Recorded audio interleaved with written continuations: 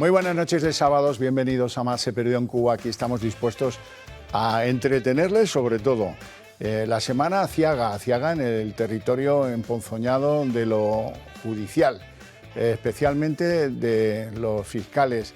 Nos han traído algunas nubes con agua y nos han traído algunas buenas noticias de Europa, por ejemplo la del Parlamento Europeo, que dice que hay que investigar la relación o hipotética relación de Puigdemont con los rusos. Nos ha venido la Comisión de Venecia a ver qué estamos haciendo aquí con la ley de amnistía. Hemos tenido algunos pequeños éxitos. Europa puede llegar hasta donde puede llegar. El más importante de todos esos éxitos, desde mi humilde punto de vista, es que fueron más de 500 los españoles que se dirigieron a la Comisión Europea para ver si esa ley de amnistía chocaba con el derecho europeo. Y han recibido una carta que dice, estamos en el estudio de esto, y estar en el estudio de esto por parte de la Dirección General de Justicia, de no sé qué instrumento, comisaría que hay allí, hay de todo, es una cosa... Bueno, pues eso se van a encargar. Le van a pedir al Gobierno de España que explique la ley de amnistía y si les parece adecuado, eso dependerá de esa Dirección General, si les parece adecuado, pues le pondrán una multa gorda al Gobierno de España, le abrirán un procedimiento de sanción o incluso cabe la hipótesis de que ellos solos se dirijan al Tribunal Superior de Justicia de la Unión Europea. No lo sé, eso ya lo iremos viendo. Pero algunas buenas cosas han llegado esta semana. Pues unos fiscales ya claramente insurrectos, aburridos de que los malusen, que se han alzado en el Supremo contra las pretensiones del gobierno y algunas asociaciones que directamente han dicho, oiga, el fiscal general casi que mejor hoy que mañana sería lo mejor, tendría que dimitir. Interesante la semana, ¿eh? Y por cierto, lo más interesante de todo es que la ley de amnistía está en punto muerto y lo reconocen todos. El abogado de Puigdemont, el primero, pero también lo reconoce Pablo Iglesias, que de esto es muy amigo de los de Junts, Pablo Iglesias, ¿saben? Tiene fuentes allí. Por lo tanto, pues oye, pues será que está en punto muerto. Qué lástima, qué pena, uy, qué dolor siento. En fin, les voy a presentar a nuestros invitados hoy y de ellos depende pues, que ustedes saquen punta su opinión sobre las cosas importantes que pasan en este país. Don José María Sánchez. ¿Cómo estamos? Buenas noches. Pues buenas noches. Don José María es doctor en Derecho, es juez en excedencia, es diputado de Vox en el Congreso y se habrá reído mucho en algunas sesiones de esta semana, me temo, ¿no? Bueno, tanto como reírme, sí, ha habido alguna cosa más o menos divertida. Alguna cosa jocosa, sí ha habido. Ha habido alguna cosa divertida, pero espero conjunto a aquello es muy aburrido. Luego a ver si tenemos oportunidad, ¿verdad? Don Mario Garcés, el intelectual de la política. Porque además de haber ocupado innumerables cargos en diferentes administraciones, por lo menos autonómica y estatal, ¿verdad? Fue en la pasada legislatura el segundo portavoz del grupo parlamentario del PP y escribe novelas, aparece en películas, promueve la cultura. ¿Vas a ir a los premios Oscar de Hollywood? Pensaba que a los Goyas, ¿no? No, a los Goyas no, a los Goyas ya... No me han nominado, no me han nominado todavía. El año que viene seguro. Bueno, pues bienvenido. Muchas gracias. Don Iñaki Ezquerra. Buenas noches. El hombre que más sabe en España de Pío Baroja. Ahí lo tienen sentado ante mí, aunque es más famoso por haber sido fundador del Foro de Hermoa, cosa que le honra y muchísimo. También es un intelectual de primer nivel. Lo pueden leer en... Yo creo que hay pocos periódicos en los que no escriba Iñaki Ezquerra, lo cual está por encima de las cosas estas de, oye, este es de los míos, aquel es de los otros. Bueno, Iñaki, procuramos estar por encima. Don Manuel Pino, tengo yo mucho orgullo de tenerle sentado en esta mesa, a pesar de que usted comparte algunas otras tertulias de esta casa conmigo, habitualmente. Don Manuel Pino es un brillantísimo jurista y además es vicepresidente del Club Liberal Español. Muy buenas noches. Buenas noches. Insisto que bienvenido. Gracias por invitarme al programa. Nada, un placer. ¿A dónde hemos llegado y de dónde venimos? Ese podría ser el leitmotiv de lo que ahora van a escuchar. En primer lugar, dice Sánchez que todos van a ser amnistiados, porque ahí no hubo para nada terrorismo, y lo dice un jurista de primer nivel, como Pedro Sánchez. Como todo el mundo sabe, el independentismo catalán no es terrorismo. No lo es. Y por tanto, con este proyecto de ley, yo estoy convencido, y así al final lo van a concluir los tribunales, que van a estar todos los independentistas catalanes amnistiados, porque no son terroristas. Todavía mejor. Hombre, el mejor de todos es el de Óscar Puente, que dice que sabe de leyes porque su hermana es fiscal, ¿eh? Una suerte que no hablemos de cirugía, ¿verdad? Te opera Óscar Puente y te avía para siempre.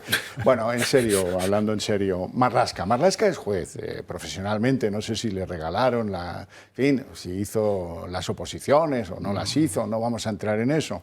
El caso es que, bueno, pues un jurista no puede decir gansadas como la que ha terminado diciendo el señor Marlaska, y es que no hay que ser jurista para saber si esto es o no terrorismo.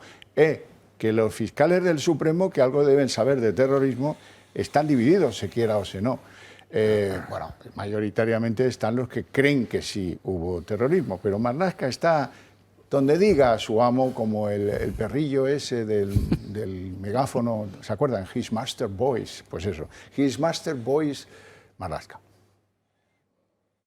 Yo creo que todos sabemos, en primer lugar, lo que es terrorismo y no es terrorismo. Yo creo que este país, desgraciadamente, padecimos durante 50 años la peor de las lacras del terrorismo de ETA.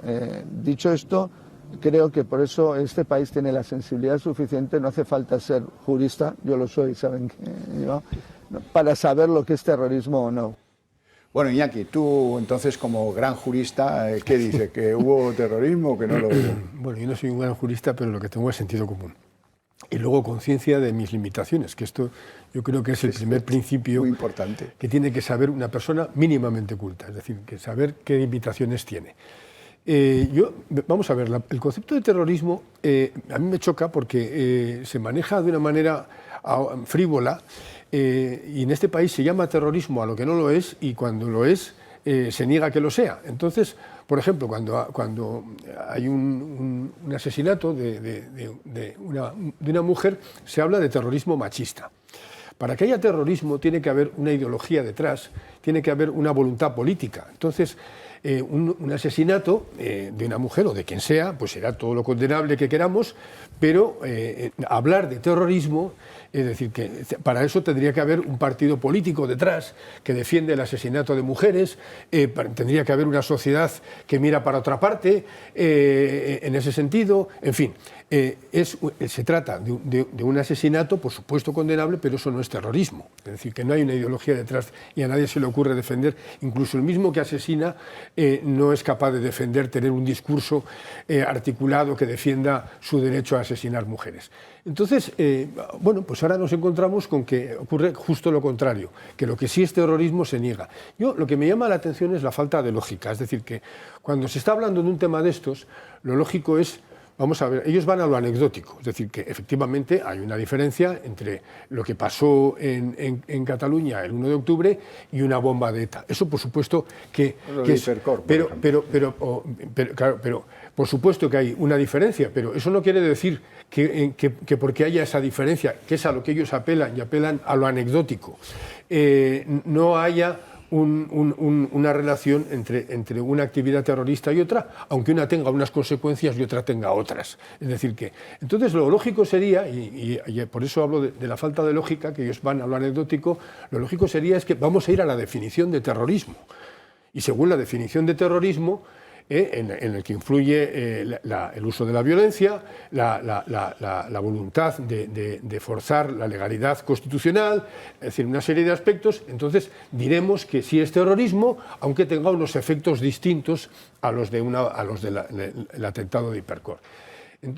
Pero lo que veo es eso, que es una falta de lógica, pero además es que viene de lejos. A mí me llama la atención, yo creo que aquí hay un fracaso pedagógico que viene de hace bastantes años a la hora de aplicar la lógica y de no hacer falsos silogismos, ¿no? Yo apuntaría, es que esto viene ya, por ejemplo, de la época del ministro que trajo la ley de violencia de género, que cuando resulta que él sufre los efectos de esa ley, es decir, que estoy hablando del ministro López Aguilar, que era, ¿no? Cuando él sufre los efectos de esa ley y su mujer le denuncia, entonces dice, pero ¿cómo a mí, que soy un gran defensor de la mujer y que he traído esta ley? me vienen con que yo tengo que responder judicialmente o tengo que responder legalmente. Bueno, pues entonces la siguiente pregunta era, ¿será cuando usted es inocente, presuntamente inocente, pero le resulta que se ve involucrado en esta situación, será porque la ley tiene algún defecto? No, la ley es perfecta. Entonces, a ver, aquí volvemos a lo anecdótico, es decir, que él pensaba que a él, por ser él mismo, no podía verse en una situación que, por cierto, cualquier otro se hubiera visto en una situación de ir al calabozo esa noche. Él, por ser quien era, no se vio en esa situación. Pero esa incapacidad para razonar que lo que te pasa a ti también les pasa a los demás, es decir, que si hay una ley que a ti te ha puesto en una situación inconcebible, esa ley también les va a poder poner a los demás. O sea, esa operación que es elemental, de lógica, parece que son incapaces de hacerla. En fin, yo creo que aquí, ya digo, hay un fracaso, no sé si de la ESO o de qué, o de los diferentes planes de enseñanza que no han sabido llevar la lógica, no digo a la universidad, la lógica a la enseñanza secundaria, que es donde la estudiamos todos. Sí, bueno, yo creo que calificar unos hechos graves, como los que vivimos en el 17, de terrorismo, corresponde a los jueces. Y aquí no podemos alegremente unos u otros decir esto es terrorismo, si esto no. Los jueces tienen su función, tienen su papel independiente, es un poder y tienen que cumplir. Lo que sí hay unos hechos muy graves que ocurren ahí, organizados. Allí hay una organización que pretende subvertir la Constitución. Preparan leyes de desconexión de España y las aprueban en un Parlamento contra la voluntad del Tribunal Constitucional. Se organizan unos CDR capaces de parar un aeropuerto, parar vías de trenes, parar carreteras, tirar adoquines y mutilar o dejar a policías absolutamente lesionados a futuro, con lesiones irreversibles, y allí hay unos hechos, queman coches de policía, encuentran en algunos domicilios de esos CDR elementos explosivos. Bueno, son hechos muy graves, pero todo a dar un golpe de Estado, a subvertir la legalidad constitucional descaradamente, y declaran la independencia. Claro, ahí hay un paquete de hechos que tiene una voluntad política de rebelión contra el Estado y contra el Estado de Derecho. Y en el caso de Tsunami más grave, porque más grave. ya ha fracasado. Entonces, el referéndum. Esos hechos son gravísimos. Lo que no les gusta las sentencias y la presión judicial, y por eso levanta la calle. Pero lo que no tiene un pase es que el presidente del gobierno ya adelante acontecimientos y diga él, que eso no es terrorismo, porque ahora lo digo yo, no cambio, hasta que cambie de opinión, lo digo yo, pero además los jueces lo verán y de adelante hasta la sentencia judicial. Eso es lo que no se puede admitir en este hombre tan volátil y que con tanta facilidad miente y cambia de opinión en todo, ¿no? Pero ya como dando instrucciones, y esto ya lo verán, Bueno, pues no. José María Sánchez. Sí, no, bueno, lo de la intervención está fuera del lugar de Sánchez tampoco nos puede sorprender mucho. Él es palabrero y tornadizo.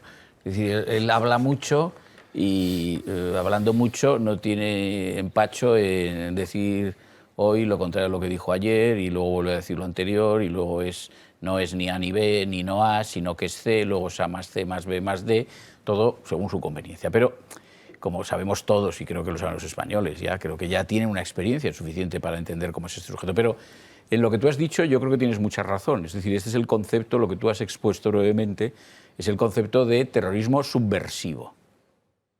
Es decir, el terrorismo subversivo, que es como se estudió por el Tribunal Constitucional en los años en los que tuvo que pronunciarse sobre esta cuestión, es una acción violenta organizada que lo que trata es de subvertir el orden político.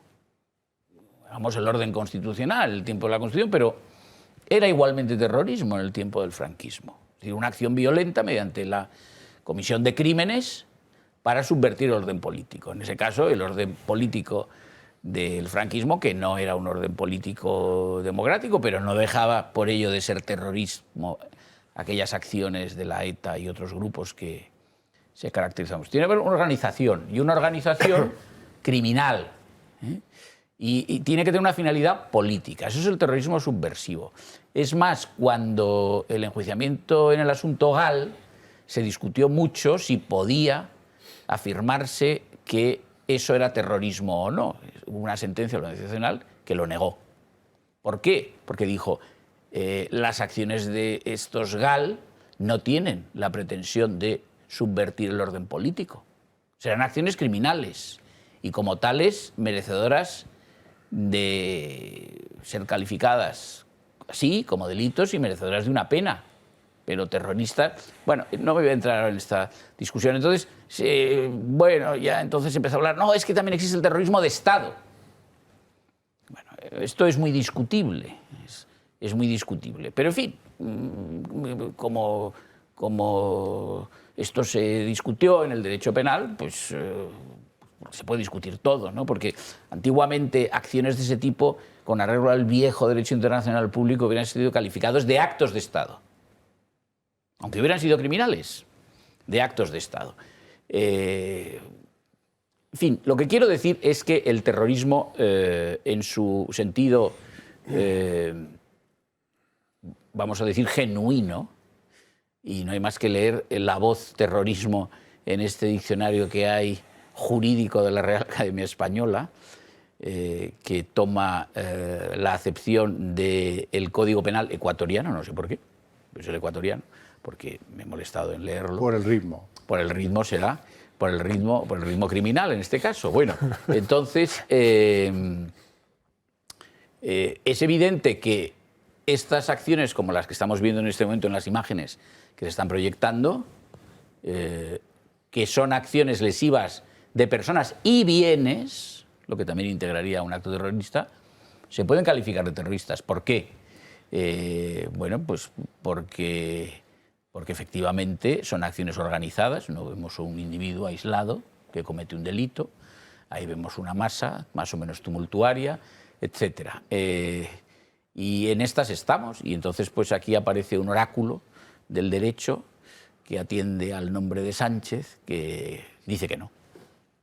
Bueno, ahora, don Mario, le toca a usted, pero déjame antes, ¿de dónde venimos? Porque, vamos, el tsunami era secreto, el tsunami estaba organizado, se organizaba de forma secreta, estaba dirigido por alguien, obviamente. Todas estas cosas son muy relevantes, tan relevantes como que en octubre del 19 decía Pedro Sánchez que, oiga, no hay que frivolizar, la guerrilla urbana está organizada en Cataluña, pues vamos a ver, yo creo que da a entender que está convencido de que es terrorismo.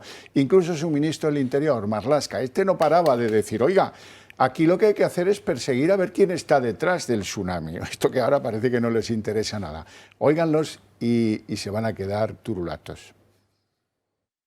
Y de hecho lo que más me preocupa es la banalización que se hace por parte de algunos actores políticos del concepto terrorismo, en el sentido de que hemos sido un país que desgraciadamente lo ha sufrido durante más de 40 años en el País Vasco y también en el conjunto del país, y en segundo lugar porque hemos sufrido también el terrorismo yihadista, ¿no? ¿Se sabe quién está detrás del Tsunami Democratic, convocante de estas protestas? ¿Hay investigaciones al respecto? Por supuesto que hay investigaciones. Tenemos unos servicios de inteligencia y de información realmente eficaces y no dude que terminaremos sabiendo quién está detrás de estos movimientos del Tsunami Democratic.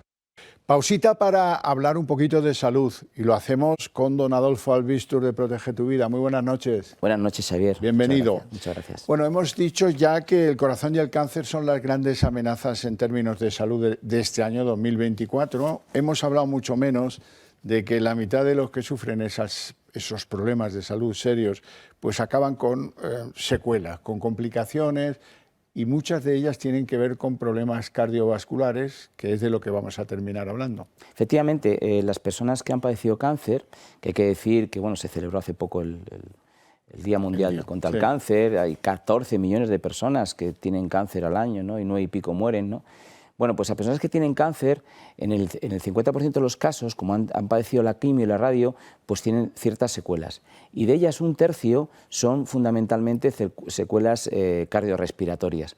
Con lo cual, pues bueno, es algo más a cuidar y a tener en cuenta desde el momento que has padecido pues esta dolorosa enfermedad. Bueno, y eso se aúna a ese gran colectivo de hipertensos, de obesos, de diabéticos, de tabaquismos, que pueden estar más expuestos que los ciudadanos que no sufren esas cosas a un problema cardiovascular. Para prevenirlo, sabemos que hay 30.000 en España cada año, y esto depende de que te atiendan a tiempo. Y eso no es fácil garantizarlo porque, claro, las ambulancias pues tardan bastante, 12, 15 minutos, depende de la ciudad, depende del lugar, pero bueno, no lo suficientemente rápidos porque sabemos que a partir de los 4 puedes tener efectos secundarios graves y que el fallecimiento, pues a partir de los 5, es una evidencia palmaria. Ahora bien, si disponemos de un desfibrilador cerca, eso cambia, ¿no? Cambia totalmente. Fíjate qué duro es que una persona cuando se desvanece, que a veces no sabemos qué le ha ocurrido, ¿no? Porque no tiene por qué ser una parada, puede ser cualquier otra circunstancia, pero es muy duro estar, imagínate en tu hogar, que una familia tuya se ha desvanecido, llamas a emergencias y en ese tiempo, si está en parada, cada minuto que pasa pierde un 10% de posibilidades de sobrevivir. Es decir, que a los 10 minutos no hay ninguna. Sin embargo, teniendo, como bien has comentado, Xavier, este dispositivo, lo que vamos a conseguir en primer lugar es saber si está o no en parada. Porque al colocar las pegatinas, él analiza y te hace un electro. Si no está en parada, no pasa nada, porque ya estamos tranquilos. No actúa. Será otra cosa, ya vendrán, no pasa nada. Pero si está en parada, va a actuar, va a dar esa corriente necesaria para que ese corazón vuelva a latir y que nuestro cerebro se salve y que no esté muerto cuando lleguen los servicios de emergencia. No se dañe y entonces esperar a que sí lleguen los especialistas y acaben de recuperar al paciente. Pero eso está en nuestras manos, evitar el fallecimiento porque no han llegado a tiempo los sanitarios. Bueno, tan sencillo como hacernos con una de estas máquinas. Mira, si yo fuera una autoridad política de este país, así como para abrir un local o para tener una casa con una caldera de propano te exigen no sé cuántos extintores, pues yo exigiría en muchos lugares pues el desfibrilador obligatorio. En algunas estaciones de metros y trenes ya está, en algunas farmacias también está, pero esto hay que tenerlo más cerca. Estamos hablando de minutos. Hay que tenerlo donde pasamos más tiempo, en casa o en el trabajo. El trabajo, también en aquellos sitios donde vamos a hacer deporte, que tampoco está, fíjate qué curioso, hay gimnasios que vas y no está el desfibrilador, ¿no? Son lugares donde tenemos que estar. Si nosotros contamos, normalmente en casa podemos estar 8 o 10 horas, otras 8 o 10 de trabajo, ya estaríamos ahí hablando casi de 20 horas, ¿no? Si 20 horas estamos cubiertos, estamos cardioprotegidos, probablemente, por estadística, si nos ocurre, estaremos en ese momento, pues bueno, tendremos esa posibilidad de salvarnos, que no si no tenemos nada, que al final estamos pues expuestos a lo que tarde la ambulancia, que normalmente es más. ¿Cómo podemos hacernos con uno? Pues mira, es muy fácil porque tenemos un teléfono que es completamente gratuito. Además, todos los que son, en este caso, espectadores de Más se perdió en Cuba, vais a tener, por un lado, un 30% de descuento en la compra del desfibrilador, que ya de por sí no es caro, de verdad. O sea, hay dispositivos móviles que valen bastante más que el desfibrilador. Y además os vamos a regalar un tensiómetro, que es un aparato que lo que hace en este caso es pues, medir la tensión, que es muy importante saber cómo estamos y además habla. Es decir, déjamelo porque la gente lo del tensiómetro igual no lo identifica, pero si yo enseño esto ya queda clarísimo. Y este no te lo dice todo, no hay que pensar, ¿verdad? Nada, te va diciendo, va a decir dudas, oye, estaré bien, mal, la alta, la baja. Bueno, pues con el tensiómetro ya está. Y es simplemente llamando al teléfono que tenéis en pantalla, el 900-730-061. Algo muy importante, porque algunos dirán, a mí esto yo no me atrevo, lo saco de la bolsa y ¿qué hago con ello? Tal. Vosotros le explicáis al que lo compra y a los que viven en la casa o en la comunidad de propietarios o en la empresa, aquellos que pasan allí más tiempo, cómo funciona y eso no se te olvida ya nunca, ¿no? No se olvida nunca porque además el dispositivo habla, es un botón, pero no obstante, por aquellas personas que dicen, bueno, y yo sabré, vamos, os lo explicamos a la comunidad de propietarios, en el trabajo, en el hogar, para que quede totalmente claro. Y de esa manera ya digas, bueno, yo y mi familia o mis empleados, mis compañeros, estamos cardioprotegidos. O sea, Adolfo, que si fuéramos capaces de tener un aparato de estos cerca de nosotros, en un año podríamos reducir esos 30.000 muertos por cardioproblemas. Pues mira, en países donde existe en más, por ejemplo, comunidades de vecinos y puestos de trabajo, pues en vez de morir el 95% de los casos, muere el 50%. Es decir, que en vez de ser 30.000, pues serían 15.000 vidas salvadas, que sería, vamos. Maravilloso. Qué bonito sería. Bueno, no tenemos datos del año pasado, porque esto tú y yo ya lo llevamos barrinando bastante tiempo, pero cuando los tengamos tenemos que contarlos. A ver, el avance de los aparatos estos, cuántas vidas ha salvado ya en un espacio de tiempo calculado. Muchísimas gracias por estar aquí esta noche con nosotros. Ha sido muy amable. Gracias, y nos vamos a publicidad.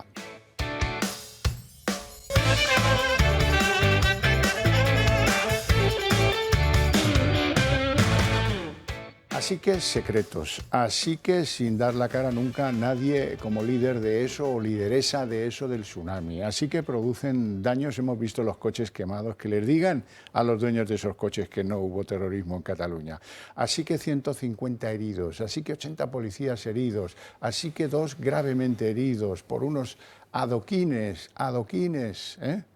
Y no, eso no es terrorismo. Don Mario Garcés. Bueno, si Óscar Puente sabe de Derecho por aproximación a su hermana, debe saber de Fomento y Transporte por su apellido, porque se llama Puente, porque tampoco sabe nada del Ministerio de Infraestructuras y Transporte. Y menos mal que Pedro Sánchez no se le ocurrió nombrar ministro del Interior a Rejón y ministro de Hacienda a Monedero, porque si es un tema de apellidos, esto daría para mucho, ¿no? Esto es una versión berlanguiana, no de todos a la cárcel, sino de todos a la calle. Y aquí Pedro Sánchez es realmente el discípulo, desde luego más afanado de lo que es la corrupción de los ideales y de la moral política, ¿no? Cada vez que la izquierda ha utilizado el sufijo ismo, ha podrido las palabras. Igualdad lo convirtió en igualitarismo, pueblo lo convirtió en populismo, progreso lo convirtió en progresismo y finalmente terror ahora ha dado una nueva versión de lo que es el neoconcepto de terrorismo. Una especie de violencia vicaria sin consecuencias jurídicas e incluso legitimada o justificada en determinados casos. Pero más allá del argumento jurídico, material que ha dado José María, vamos a dar un argumento de oportunidad y sobre todo un argumento temporal. Si durante muchos años, y lo hemos visto en estas imágenes, el Partido Socialista Obrero Español, a lo largo de la instrucción del procedimiento, consideró que el único concepto jurídico válido desde el punto de vista de la noción penal de terrorismo era el que figuraba en el Código Penal y figuraba en la doctrina de los tribunales de justicia de nuestro país, evidentemente se ha cambiado de opinión, es por oportunidad. No es por una especie de conversión material o cambio de opinión supina, sino que es realmente por oportunidad, porque necesita el voto de los 7 cabritillos, esto es Pedro, el Lobo, que es el Puigdemont, y los 7 cabritillos, que son los 7 de Junts, que todavía tienes que aguantar ahí con Nogueras al frente, José María. Esta es la realidad de este país, ¿no? En segundo lugar, no se puede distinguir entre 2 clases de terrorismo. El terrorismo es el concepto jurídico que ya está determinado y que está acuñado doctrinalmente y que figura como un delito tipificado en el Código Penal. A partir de ahora, si queremos hacer una modificación a posteriori de lo que es el tipo penal del terrorismo, es que está claro que evidentemente antes no existía esa disociación intelectual ni material en el ámbito del Código Penal. Y sobre todo, y acabo con lo que he dicho antes, el hecho de despenalizar estos comportamientos, de un modo u otro, los justifica. Claro, o al menos los legitima. Claro, totalmente. O al menos los legitima. Y esto es el punto de origen de otro tipo de comportamientos futuros que en este sentido considerarán que este tipo de violencia orientada a la consecución de un interés político, en este caso, de perseverar con un levantamiento como el que se produjo en Cataluña, está plenamente justificado. Espero que el único tsunami que haya en este país es el que se lleve al Partido Socialista Obrero Español en algún momento y que desde luego también se lleve a todo ese nacionalismo rampante de Junts y de Esquerra Republicana de Cataluña. Bueno, pues pongamos que hablo de fiscales, ¿eh? Mira, le he pedido permiso a Óscar Puente, no tengo hermanas que sean fiscalas, pero tengo algunos amigos en la carrera fiscal. Dice, bueno, pues con eso va a valer. Bien, ya venía muy mal, porque este país tiene que aplicar algunos correctivos de cosas que son evidentes que no funcionan bien. Esto de la dependencia del fiscal general del Estado, del Gobierno, nos va a llevar a la ruina. ¿Qué es el Ministerio Fiscal? Pues el garante de la legalidad. ¿Alguien ha visto algún fiscal que actúe de abogado defensor de alguien que está inmerso en una causa penal o civil, da igual? En la vida, jamás de los jamases. El descrédito de la Fiscalía proviene de que le ha perdido, en muy pocos meses, ha perdido cualquier vitola que le quedase de pues el sentido de neutralidad exigible. La han perdido, y como la han perdido, pues estamos hechos unas panteras y no les perdonamos ni una. Claro que ellos las hacen muy gordas, ¿eh? El primer asunto, ahora lo van a ver, el primer asunto es que hay un fiscal que se apellida Redondo, que tiene un verdadero enlightenment. Este hombre hace un informe de 60 y tantas páginas en el que dice, oh, esto es un caso de terrorismo como una catedral. Y 72 horas después, solo 72, este es de los que están clasificados récord men de los fiscales en cambio de opinión. En 72 horas hace un informe de muchas menos páginas en el que dice que no, que ni hablar. ¿Cómo va a ser eso terrorismo? ¿Qué me estás contando? Y se descubre que ha tenido un encuentro con el fiscal general del Estado. Pero nada, ambos los dos dicen que no, que fue un encuentro para hablar probablemente de la clasificación de la Liga o de si la canción de España en la Eurovisión va a tener futuro, a quién podemos llamar zorra. No sé muy bien de qué iba la cosa, pero lo que sí sé es que hemos llegado a un punto de escarnio público sobre la figura de los fiscales, que tampoco me parece ni medio bueno, pero es que se han buscado la vida. Vamos con el fiscalito jefe. El fiscalito jefe, le llamo fiscalito jefe, porque no creo que la altura merezca llamarle gran fiscal general del Estado, ¿no? Bueno, este es un hombre, un consentido de la troupe, que llega allí dispuesto a mercadear favores con su jefa anterior, nombrarla fiscal de sala para que cobre más, para que tenga más futuro y cosas así que luego le tumban sistemáticamente porque, claro, con unas apreciaciones gravísimas del Supremo sobre la conducta del señor Álvaro García Díaz. Eso es lo que lleva en la bolsa antes de que le conociéramos en materia de lo de la amnistía. A mí me parece sumamente innoble que traslade la responsabilidad de un informe que corrija lo que han dicho los fiscales del Supremo a la teniente fiscal. No, pues échale y ponte tú, hazlo tú, preséntalo tú, defiéndelo tú y quémate tú, No, aquí, no, vamos a cuidadín. Bueno, pues este hombre, primero quiero que le conozcan, porque muchos a lo mejor no se acuerdan de la cara. Os voy a pedir que pongáis detrás de mí, bien grande, la cara del fiscalito. El fiscalito no tiene quien le escriba. Bueno, pues se va a quedar sin que nadie le escriba. Ahí le veis, ahí le veis. Este es el fiscalito. Pero claro, el fiscalito, a tenor de sus actuaciones, sobre todo en materia de la ley de amnistía, va a pasar a ser esto que vais a ver ahora. Amnistiator, en recuerdo de aquella película Terminator. La serie ha llegado al último capítulo y es la rebelión de la toga. ¿Por qué? Porque ha conseguido lo que nadie antes en la Fiscalía General del Estado había conseguido, y es que pidan su dimisión los que son subordinados suyos en un organismo que es jerárquico. Y bueno, pues ya solo le falta que le desatornillen las patas de la silla el día que vaya a los consejos fiscales, pero desde luego se la tienen jurada, absolutamente jurada. José María Sánchez, a ver, ¿qué te sugiere todo esto? ¿He dicho algo que no sea verdad? No. Fiscal, bueno, quizá ha sido demasiado prudente. Fiscalito o fiscalucho, digamos, ¿no? Porque claro, esto es una cosa muy poco presentable y no corresponde a la dignidad que debe tener ese ministerio público. Vamos a ver. Lo hemos comentado esto recientemente en un programa.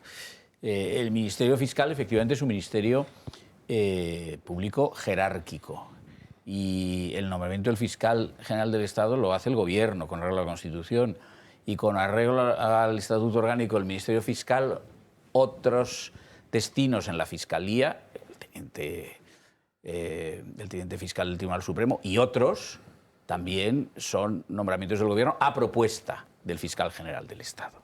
Bien, claro, en la medida en que el nombramiento lo hace el Gobierno y hay algunos artículos en el Estatuto Orgánico vigente del Ministerio Fiscal que permiten al Gobierno interesar del Ministerio Público ciertas actuaciones, ahora explicaré un poco esto, hay inevitablemente una dependencia del Ministerio Público del Gobierno. Esto no lo podemos negar. ¿Esto es lo más deseable que pueda haber en el derecho penal en particular? Pues no, pero es así, la Constitución así lo ha concebido. Claro, esto es así, como digo, y no se puede ahora discutir. Se puede discutir cómo se interpreta esta dependencia, porque también la Constitución dice que forma parte del Poder Judicial, con autonomía. Y el Poder Judicial, en principio, es independiente. Luego aquí vemos normas que entre sí están llamadas a colisionar. Pero lo importante de esto, a mi juicio, y no es de mi cosecha, es algo muy elemental que se puede leer en el artículo 124 de la Constitución, es que aún siendo un ministerio jerárquico y aún siendo esos nombramientos las más altas magistraturas de ese Ministerio Público, competencia del Gobierno, la Constitución dice en este precepto que el Ministerio Fiscal tiene que actuar siempre con arreglo a los principios de legalidad, es decir, tiene que actuar con arreglo a las leyes, no en contra de las leyes y no al margen de las leyes, y de imparcialidad.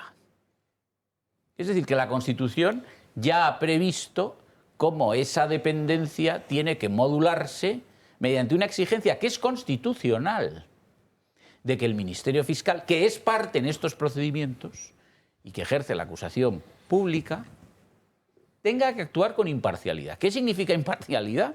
Pues significa que aunque es parte, no puede ser una parte cuya actuación esté determinada por razones ajenas a lo que es la pura legalidad. Y esto es lo que estamos viendo en este caso. Y estamos viendo en este caso porque hay un cambio súbito, raro, extraño, que luego hemos sabido que tenía por causa una conversación, despacho o lo que fue, sea aquello, que no lo sé, entre el fiscal general del Estado y el fiscal que estaba a cargo de esta causa, que era un fiscal de la Audiencia Nacional. Bueno, pues entonces parece ser que aquí la parcialidad es lo que brilla. Y parece que, por lo tanto, al mismo tiempo está brillando por su ausencia la imparcialidad. Manuel Pino. Bueno, pues estando de acuerdo con lo que dice José María de legalidad e imparcialidad, el asunto es que desde el Ejecutivo actual se tiene otro concepto de lo que es la imparcialidad y la legalidad.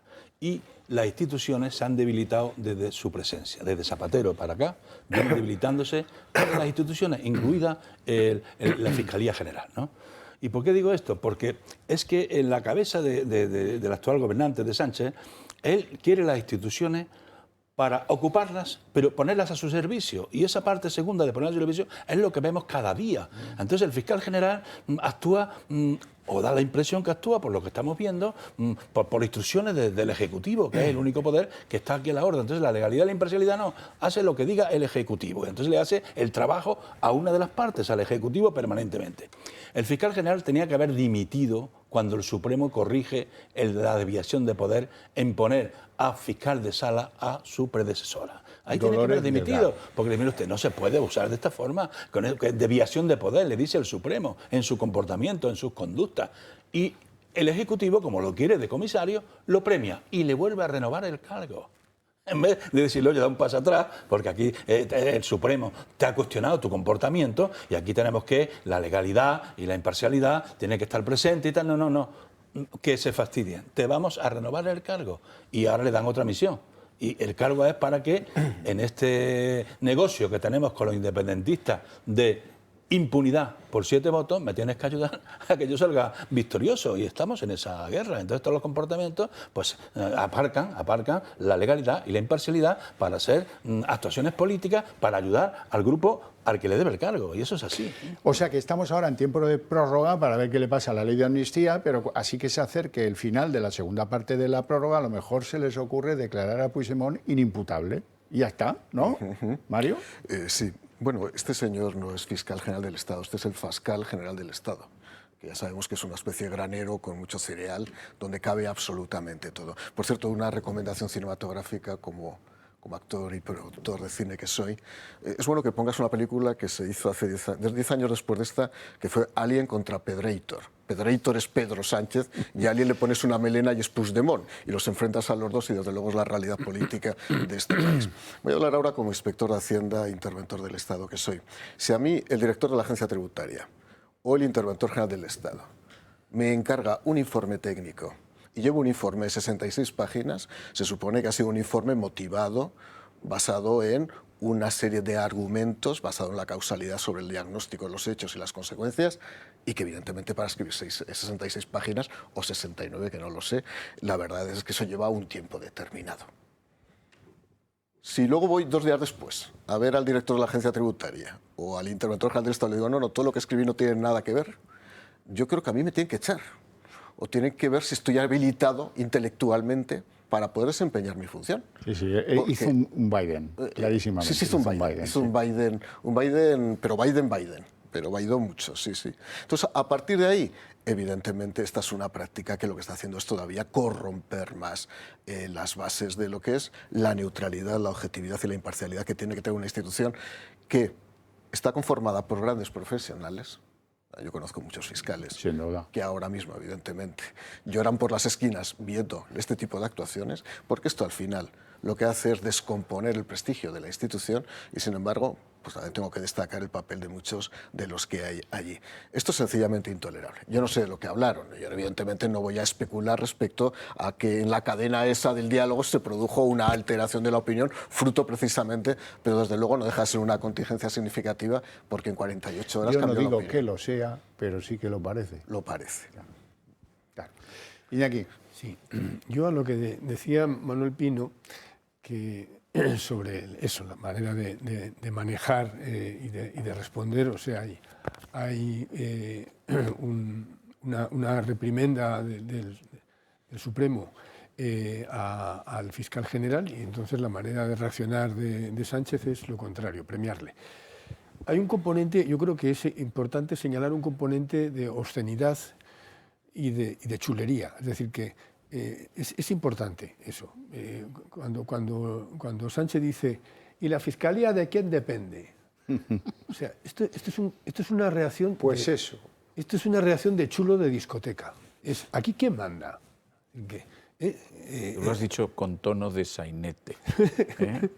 No, es que hay un componente, ya digo, que es absolutamente... Es importante eso, que es absolutamente obsceno y además tiene una misión y es intimidar al ciudadano. Es decir, que aquí mando yo y aquí yo hago lo que me da la gana. Es decir, que esto crea una inseguridad jurídica en toda la sociedad, porque lo que él trata de transmitir es eso, que yo tengo aquí un poder demiúrgico, puedo entrar en la institución que me dé la gana, incluso en una que es tan básica como es la institución del Poder Judicial, y claro, pero lo que hay que recordar es que no es así. Quiero decir que, y esto es importante, gran parte del poder de las dictaduras depende en muchos casos de la impresión que pueden dar de controlar absolutamente toda la sociedad. Y no siempre es así. Quiero decir que, claro, cuando un ciudadano tiene la sensación de que un régimen puede entrar en su vida privada, de que está rodeado de agentes, de espías, de chivatos, de que hasta le pueden perseguir en sus relaciones con el fisco, de que hasta a los jueces los puede manejar ese mismo régimen. Entonces, aunque no sea así, pero acaba siendo real porque, como es un poder, porque se traduce en un poder efectivo, es decir, que el miedo es muy importante. Y yo creo que estamos, y alguna vez lo he dicho, Pedro Sánchez es un maltratador, es decir, que es un maltratador político. O sea, está haciendo alarde permanente de la fuerza que le da el poder. Y a la vez trata de transmitir que ojo con quién se mueva, porque yo puedo llegar, mis tentáculos van muy lejos. En fin, lo que creo que es importante señalar es que por mucho que él quiera hacer ese alarde obsceno de poder y nos venga con de quién depende, no es invencible. No es invencible. Y hay resortes para luchar contra eso. Hay unos señores a los que creo que fue el pasado sábado, yo decía aquí que chapó por los instructores de la causa del tsunami o de la causa de los rusos en Barcelona, que chapó. Y hoy añado a esos pues un reconocimiento a los fiscales del Supremo que dicen, hubo terrorismo, de eso, vamos, el resultado ni cuando eliminamos a Malta, igual. Y hay que investigar si Puigdemont era la persona que dirigía esto del tsunami democrático. Ahí hubo menos paliza, pero también hubo una soberana paliza, tanto como para no pedir prórroga, ¿verdad? Vamos a verlo. Por mayoría, los fiscales del Supremo aprueban que se investigue a Puigdemont por terrorismo. Su decisión, no obstante, ha sido contraria a la que había decretado el fiscal Álvaro Redondo, quien en su segundo informe, tras un encuentro privado con el fiscal general Álvaro García Ortiz, concluía que el expresidente catalán no había cometido ese delito, el de terrorismo. En Moncloa esperan a que este último imponga su criterio. De acuerdo con los estatutos orgánicos del propio Ministerio Fiscal, la decisión definitiva, como saben, habrá de adoptarse por los órganos que establezca esta normativa, al igual que respetaremos la decisión final que adopte el Ministerio Fiscal y, por supuesto, los tribunales de nuestro país. Y uno que esperan sea contrario a la decisión de la amplísima mayoría del órgano fiscal del Alto Tribunal. 12 de los 15 fiscales aprecian delitos de terrorismo en el caso de Tsunami. 11 de ellos, además, consideran que sí que hay indicios suficientes para abrir una causa contra el expresidente catalán Puigdemont y también contra el diputado de Esquerra, Ruben Wagensberg, huido ahora en Suiza. Según los fiscales, la sala de lo penal que preside el magistrado Marchena es además competente para investigar al fugado en Waterloo por la causa en la que le investiga el juez García Castellón. Y mismo magistrado este último a quien Pedro Sánchez pretende entorpecer al abrirse a modificar ahora la ley de enjuiciamiento criminal. Junts ha rechazado sumarse a esta alternativa antes de admitir sus enmiendas de blindar la ley de amnistía con los delitos de terrorismo y de traición. Y bueno, aunque algunos lo pongan en duda, son los fiscales del Supremo, que de terrorismo deben ser de los que más entienden de todo esto. José María. Quisiera decir tres cosas. La primera, insistiendo sobre la imparcialidad. Voy a leer el artículo 7º del Estatuto Orgánico, es muy breve, 3 líneas y medias. Sí. Estatuto Orgánico del Ministerio Fiscal. Dice, por el principio de imparcialidad, el Ministerio Fiscal actuará con plena objetividad e independencia en defensa de los intereses que le estén encomendados. Ya me perdonarás que no tengamos habilitadas las risas, como en esos programas de... Claro, pero ¿qué intereses tiene encomendados la Fiscalía? La Fiscalía tiene encomendada la defensa de la legalidad y el ejercicio de la acusación pública para que el Estado sea capaz de castigar el delito, el jus puniendi del Estado. Bueno, pues decidme si esto que estamos viviendo es conforme a este principio de imparcialidad. Es evidente, como te he explicado, que aquí la actuación de la Fiscalía se caracteriza por un criterio de oportunidad política. Oportunidad política, en este caso, lo que interesa a Sánchez. Podría ser otro criterio, pero en todo caso, ese criterio de oportunidad política en nuestras leyes no cabe. He de decir que, como el Ministerio Público es una cosa bastante complicada y ya he expresado que en la Constitución hay zonas un poco grises acerca de cómo está articulado. En otros países el fiscal no siempre actúa por un criterio atento o sujeto al principio de legalidad. No hay más que pensar en las películas americanas. Estas que dicen, el fiscal del distrito ha decidido acusar o no acusar. Y resulta que el fiscal es elegido, es por elección popular, y entonces, claro, no le conviene. Bueno, en fin, no voy a entrar en esto. Segunda cosa que quiero decir. Vamos a ver, es evidente que Sánchez, y coincido totalmente con lo que ha dicho Iñaki Ezquerra, actúa con arreglo a la fuerza que le confiere el poder. Que es tanto como decir que actúa y quiere actuar. Lo que pasa es que se encuentra con limitaciones. Actúa al margen del derecho. Esto es evidente.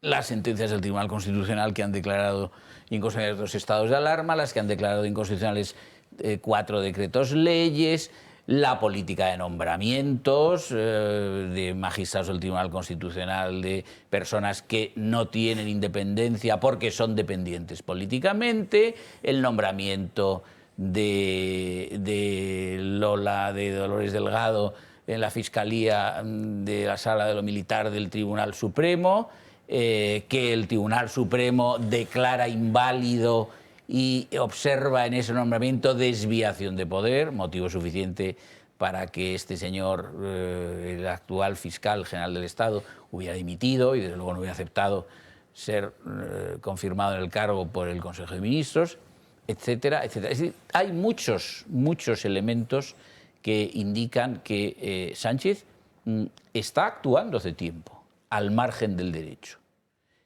Yo no sé por qué los electores del Partido Socialista no aceptan esta realidad.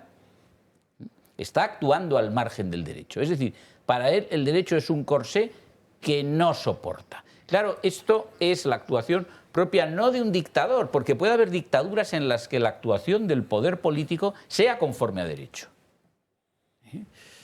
No vamos a poner ejemplos. No sea que nos empapelen a todos también aquí, o a mí al menos. Pero... los hay, ¿eh? Los hay. Pero lo que quiero decir es que este rasgo de actuar al margen del derecho, lo que es característico de una persona no civilizada. Es una cosa más grave aún.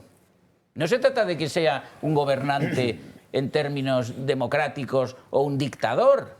Es una persona no civilizada, porque el derecho no es más que un conjunto de normas que objetivan las conductas con arreglo a un criterio de justicia y las conductas entre los ciudadanos y entre el poder y los ciudadanos. Y a este señor eso no le interesa. No le interesa porque en circunstancias que van sucediéndose en su vida política no le conviene actuar así. Y no tiene ningún reparo en violar las normas jurídicas. He puesto algunos ejemplos, podría poner otros. El ejemplo más claro es la ley de amnistía, ¿no? Una ley de amnistía cuya única finalidad es que él sea investido presidente del gobierno. Pues si esto es la finalidad propia de una amnistía, pues entonces yo ya tiro mis diplomas de derecho a la basura y no sé, me dedico a la psicología profunda para entender la mente oscura de este sujeto, claro. Lo peor que diría un argentino es que de ese virus ha inoculado a la secta entera, porque están todos en el mismo propósito. Pausa para la publicidad, volvemos enseguida. Iba a decir otra cosa.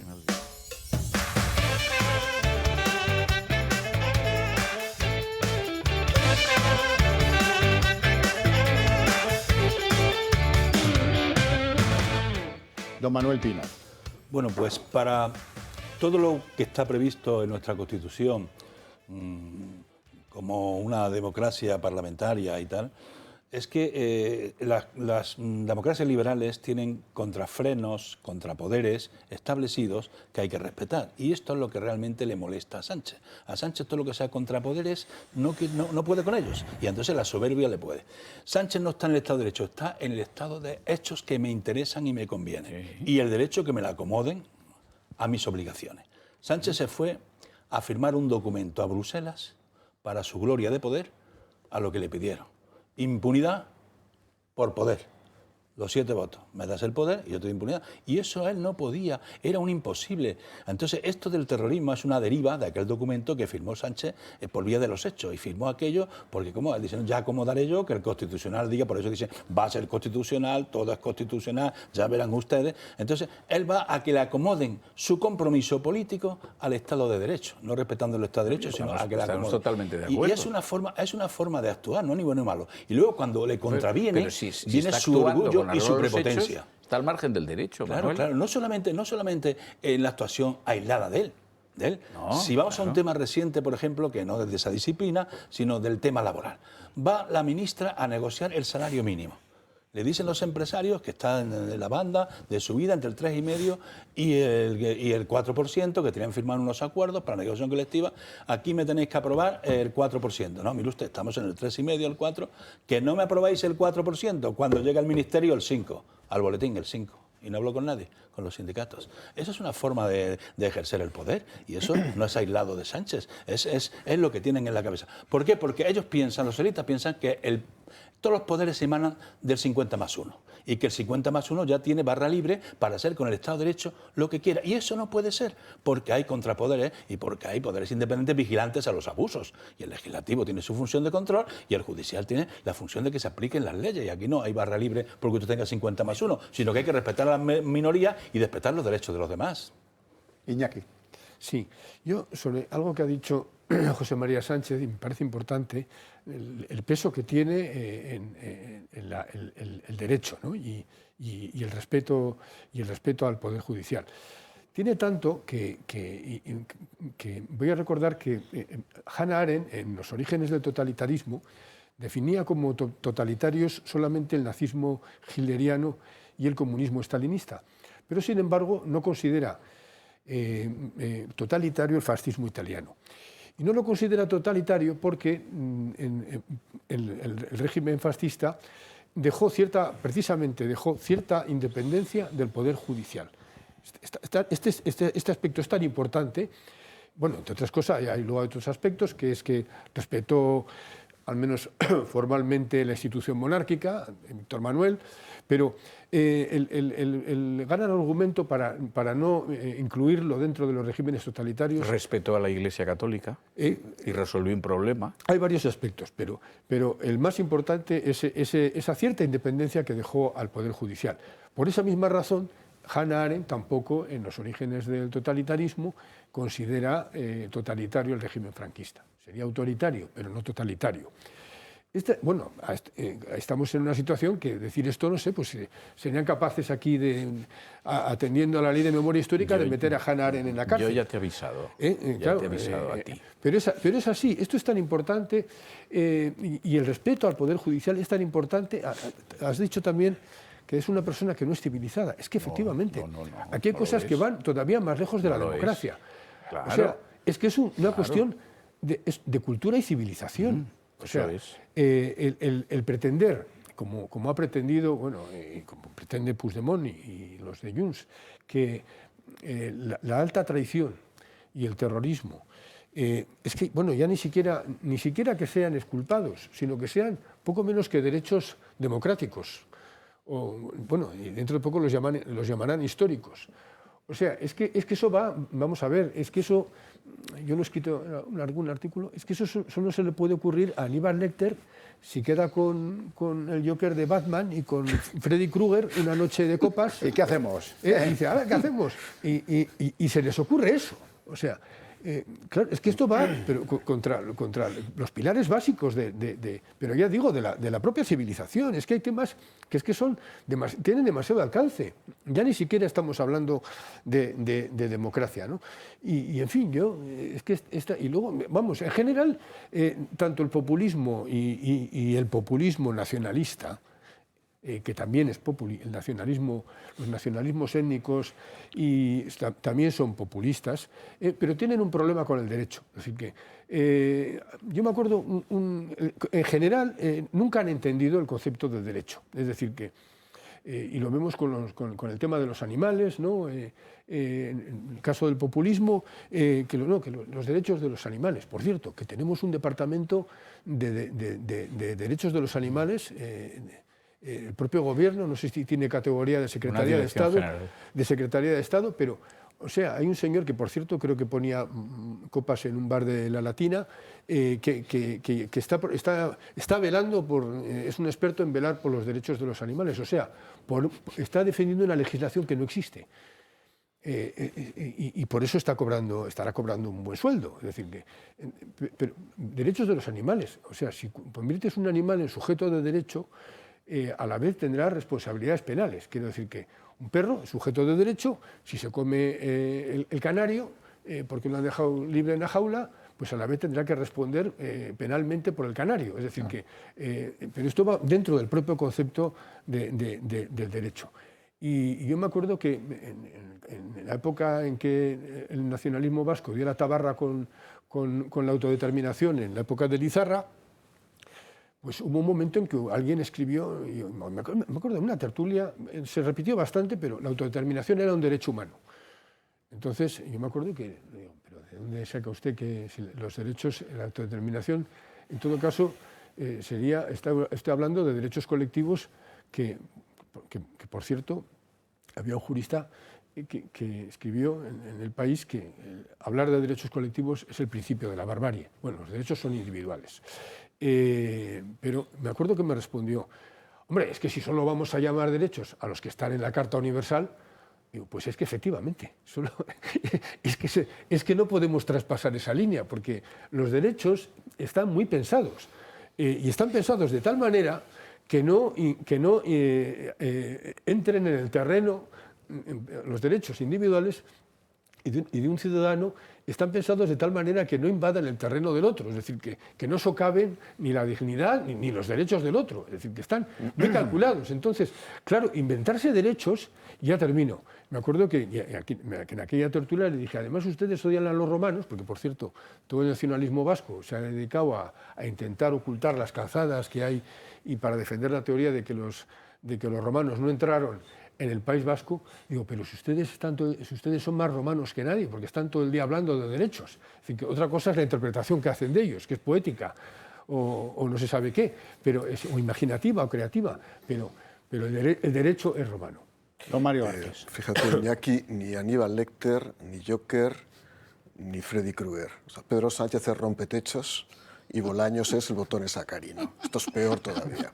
¿Y por qué digo que es rompetechos? Porque es el rompetechos de toda la arquitectura constitucional de este país. Es un rompetechos decadente, lo peor posible.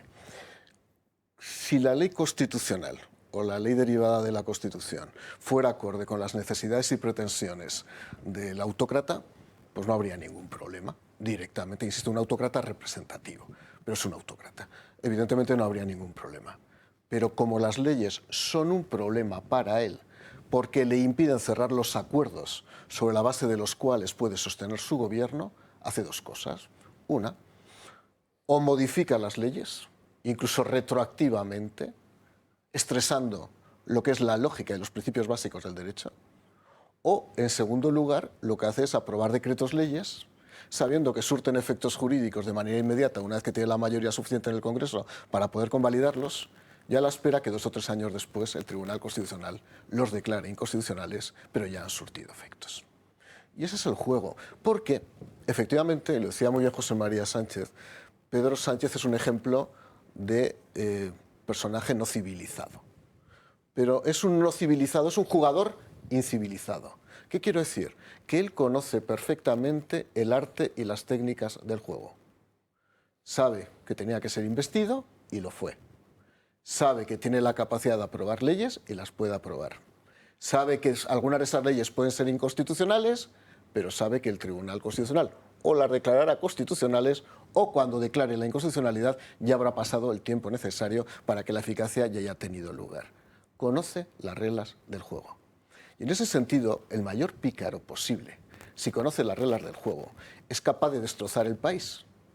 Por eso la oposición tiene que conocer también las reglas del juego, porque la única manera de poder acabar con Pedro Sánchez es jugar de la misma manera para poner por fin orden a una situación que evidentemente se ha desorientado completamente. José María. Sí. No, yo creo seriamente, no es una forma de hablar, yo creo seriamente que él es un hombre escasamente civilizado. Creo que esto es un rasgo que lo caracteriza a mis ojos inequívocamente por lo que he dicho. Sea por maldad, sea porque está pirado, no lo sé, no me dedico a la psicología ni soy confesor.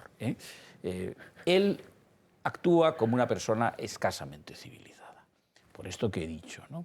Porque hubiera actuado así si no se hubiera dedicado a la política, en otro ámbito de la vida civil, hubiera actuado del mismo modo.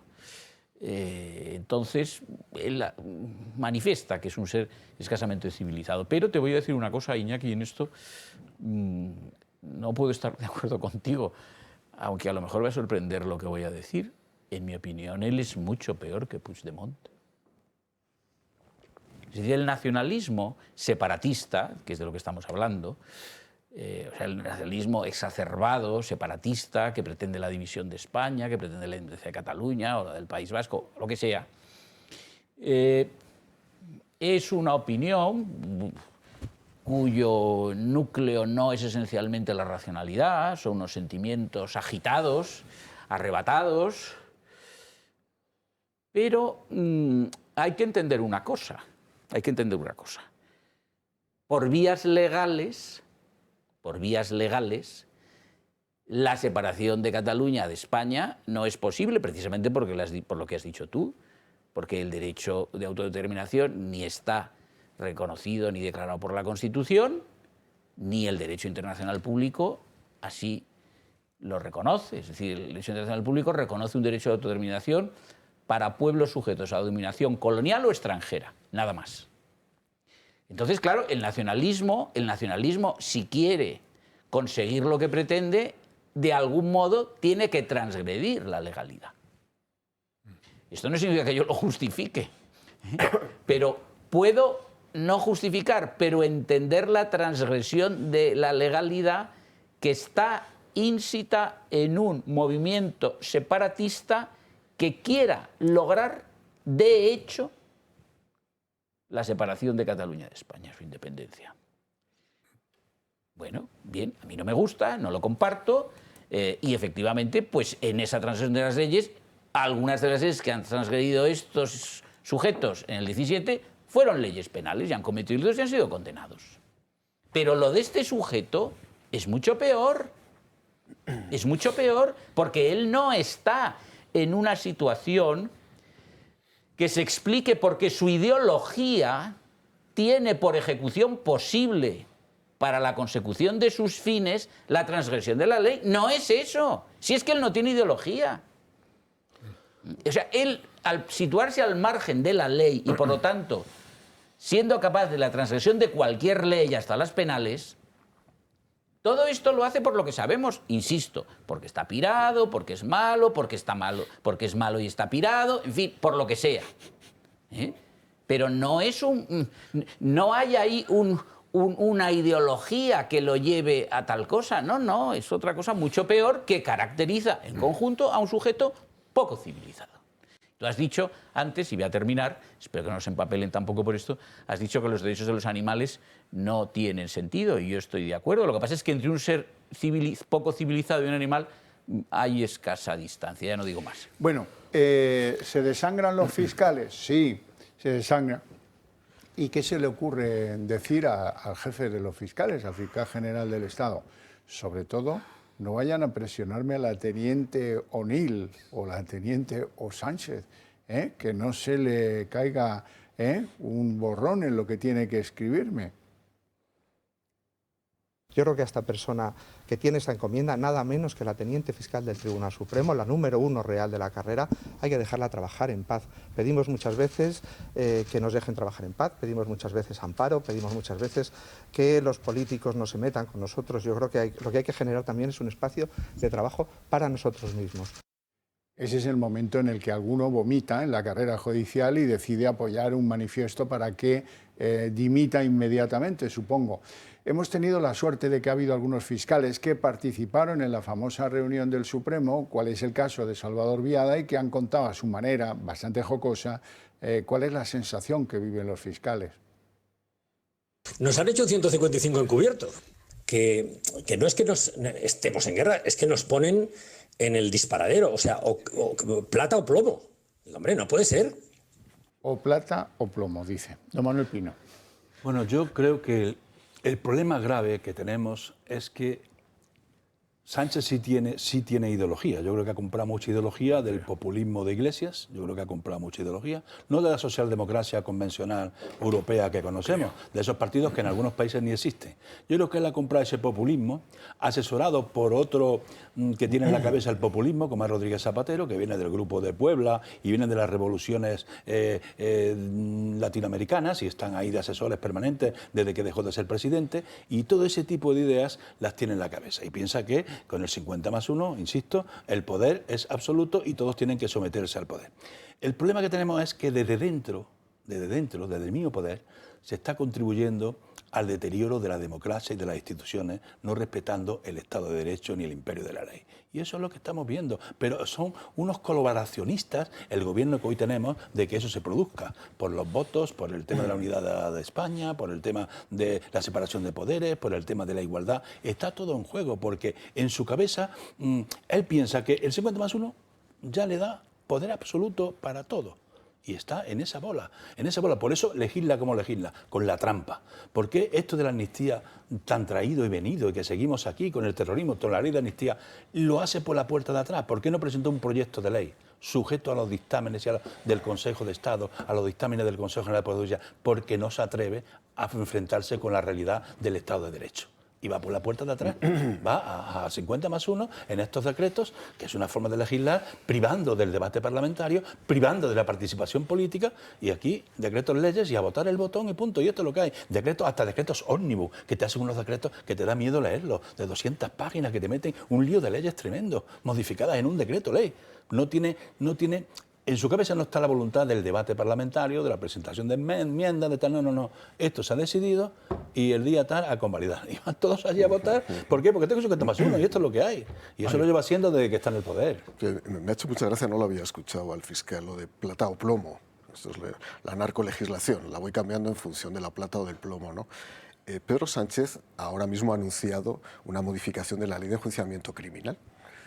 Pero vamos a ver cuál ha sido la historia de la ley de enjuiciamiento criminal respecto a las reformas de los plazos de instrucción de los procedimientos público-penales en los últimos 10 años. Yo era subsecretario en una comisión de secretarios de Estado subsecretarios en la que se modificó la ley de enjuiciamiento criminal con el objetivo de reducir los plazos y que no fueran indefinidos, ¿no? Por cierto, fue muy discutida porque pudo beneficiar a algún imputado que había fundamentalmente en esa región de Murcia que Bella Eres. En segundo lugar, en el año 2020, Pedro Sánchez, y compartíamos además escaño con José María, decidió que los plazos tenían que ser indefinidos, o mejor dicho, había un periodo base, si no recuerdo mal, de 1 año y se podía ir prorrogando motivadamente 6 meses, así hasta que el instructor decidiera. Pues bien, ahora ha decidido una contrarreforma respecto a la reforma del 2020. Si estaba tan convencido en el año 2020 que las instrucciones no tenían que estar sometidas a un plazo preclusivo que limitara la capacidad investigadora del instructor, ahora ha decidido todo lo contrario. Y decide todo lo contrario porque le interesa ahora. Porque yo lo valgo, que diría la perfumería. Y porque le interesa y porque actúa por interés. Y como van con el papelito, que no está ni escrito, a ver al de Waterloo, y ahí encuentran frío polar, pues ya no se habla más de la reforma de la ley de enjuiciamiento criminal. Iñaki. Sí, yo, respondiendo a lo que decía José María Sánchez ahora, de que si era peor Pedro Sánchez que Puigdemont, porque en el caso de Puigdemont creo que entender que veías un factor exculpatorio en que en el caso de Puigdemont haya detrás una ideología, ¿no? La ideología a mí no me parece un factor exculpatorio. Es más,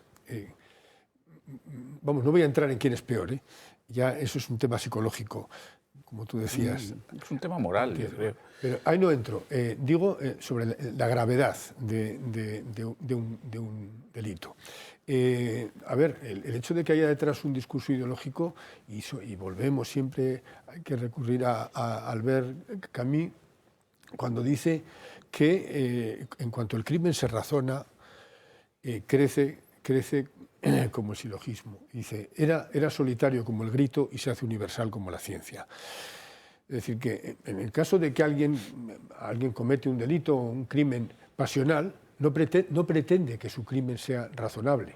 Lo hace por un impulso.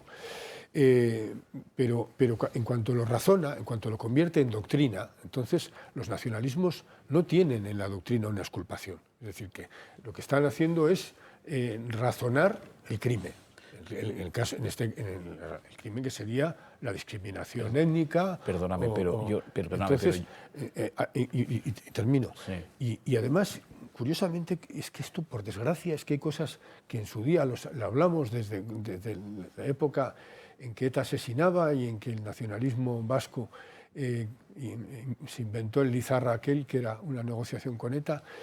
Y esto ya lo razonamos, o sea, a ver, pero yo veo que no acaba tampoco de entrar en la mentalidad del Partido Socialista, por ejemplo, cuando pretendían exculpar los delitos de corrupción porque se habían hecho no en nombre del propio interés, sino en nombre del partido.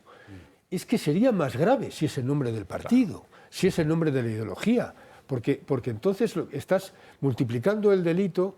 Ya digo, se hace, como dice Albert Camus, se hace universal como la ciencia. Entonces, si llegan a robar por su cuenta y riesgo y por su propio interés, no pretendían que es defendible. Pero es que el problema empieza cuando pretenden que es defendible porque se está haciendo por el partido. En fin, pero yo no veo ahí un atenuante ni un aspecto exculpatorio. Yo quiero aclarar esto porque, en fin, no sé si es muy importante, ahora, pero ¿quién quiero aclararlo. ¿Quién es más malo, Puigdemont o...? No, pero quiero aclararlo. Pues no lo sé. Permíteme, yo no he hablado, he dicho lo contrario. No he hablado de que no tengan responsabilidad penal. He dicho que han transgredido leyes, algunas de ellas penales, y que en consecuencia han sido condenados penalmente. Y es lo que procede, es lo que he dicho. Lo que he dicho también es que se puede entender que como su pretensión política no tiene un cauce legal, transgredan la ley. Ahora, si en la transgresión incluyen leyes penales, serán condenados como delincuentes que han sido. Obviamente. Bueno, llegamos a la rebelión de los boyardos, a los 12 hombres buenos, llámelos. ¿Hay fiscales en España? Pues sí, los hay, vean. La Asociación de Fiscales ha estallado contra el fiscal general Álvaro García Ortiz en una columna colectiva publicada en el medio especializado en información jurídica Confilegal. El ente le califica como apéndice del Ejecutivo y pide su dimisión. Los fiscales consideran que no está cumpliendo con el principio clave del Ministerio Fiscal, a pesar de que lo reivindicó cuando asumió el cargo en la presente legislatura. Quiero reivindicar hoy aquí la neutralidad y objetividad de la figura del fiscal general del Estado, que actúa y debe actuar de forma imparcial y sometido únicamente al imperio de la ley. La asociación echa en cara a Ortiz su silencio absoluto disfrazado de neutralidad frente a la amnistía y frente a los ataques al Poder Judicial por su cercanía al gobierno de Sánchez. Junts no pot participar en deixar a tot l'independentisme català exposat a les arbitrarietats de la cúpula judicial polititzada espanyola. El fiscal general no salió al paso de las acusaciones del lawfare que señalaban directamente a los jueces y a los fiscales que defendieron la Constitución y la ley del golpe separatista de 2017. Sostienen que García Ortiz prefiere no incomodar al gobierno ni a sus socios antes que defender la independencia judicial y la autonomía de la Fiscalía. La asociación tampoco entiende que se escude en la neutralidad para no posicionarse sobre la ley de amnistía, que según el Consejo General del Poder Judicial dinamita el Estado de Derecho. El ente recuerda que el Consejo Fiscal suele informar sobre los anteproyectos de ley y tiene como función estatutaria colaborar con las Cortes si le requieren un informe. Por lo tanto, la Fiscalía podría pronunciarse sobre esta proposición de ley. De tal forma, instan al fiscal general a dimitir por su falta de independencia y porque solo a los criminales de todo tipo les interesa la debilidad y el cuestionamiento de la Fiscalía.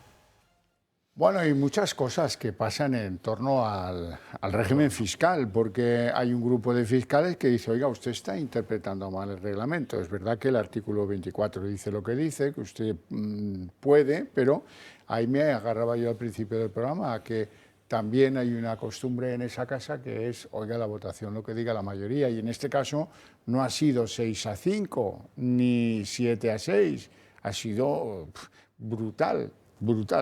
Bueno, en cualquier caso, también cuando tengáis un momento me ponéis el momento ese en el que la asociación, es una imagen en el que la Asociación de Fiscales Independientes pues se manifiesta pues contraria a que se mantenga al fiscalito, habíamos dicho antes, ¿verdad? Y esto nos lleva al final del recorrido de los fiscales para abrir un recorrido nuevo, que es el recorrido de Europa. Tenemos al Parlamento Europeo, que produce pues, una también muy mayoritaria resolución que dice, oiga, investíguese las andanzas de Puigdemont en diferentes países.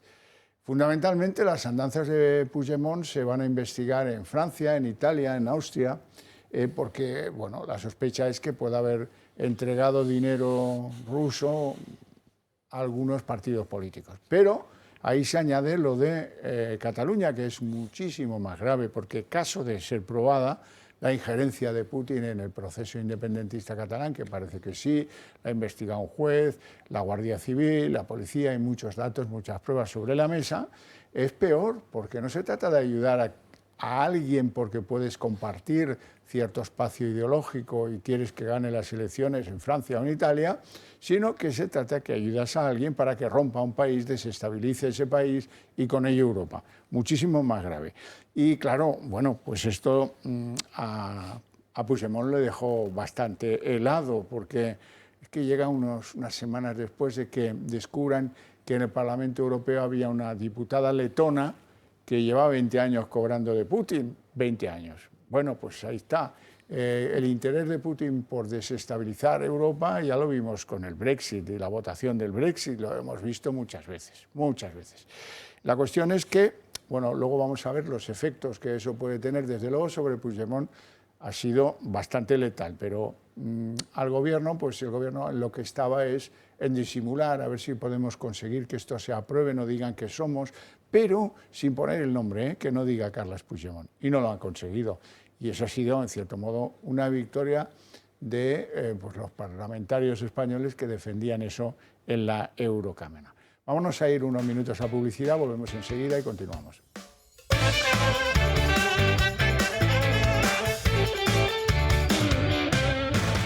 Hoy le dedicamos el programa a los agricultores que están con los tractores esta semana protestando por una realidad, la que viven, la que les toca vivir, que solidariamente tenemos que decir que entendemos su enfado, su cabreo y la falta de medidas, las imposiciones verdes, las agendas, todas estas cosas que parecen haberles castigado a desaparecer. Bueno, vamos a hacerles a los agricultores que están muy tensos alguna cosa humorística que los destense. Yo de campo, a mí me tienen que señalar dónde la vaca tiene aquello para ordeñar, porque si no, solo a lo mejor no la encuentro. Algo parecido le pasa a Feijóo. Recordarán también ustedes la culpabilización y la estigmatización de la ganadería, haciéndoles responsables de las emisiones de metanol a la atmósfera. En fin, este gobierno es un gobierno urbanita, que no conoce el sector agrario español. Urbanitas somos todos, Alberto, todos. El metanol, no, hombre, el metano. Y como otra cosa no, pero el marketing y la chanza la manejan mucho mejor en la izquierda que en la derecha española, pues se le echó para encima el presidente del gobierno en la sesión de control. La sesión de control del gobierno acaba sirviendo para que Sánchez lancé al líder de la oposición. El mundo al revés, pero así fue. Como ya sé por dónde va y además se ha descubierto como un experto en química orgánica, le recordaré que uno de los principales usos del metanol es el disolvente. Y quizá de ahí le vengan a ustedes la falta de argumentos durante todos estos años. Qué bien, ¿eh? La notita y tal. Bueno, ¿qué quieren que les diga?